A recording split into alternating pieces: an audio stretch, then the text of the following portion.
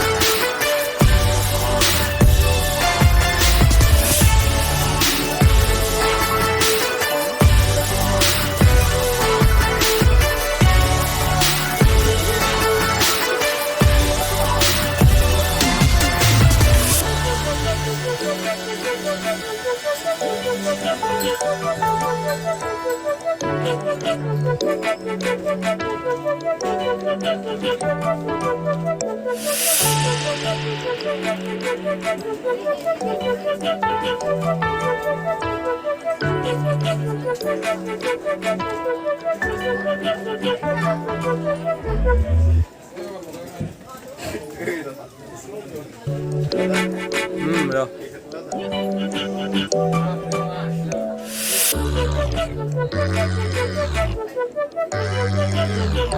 Push.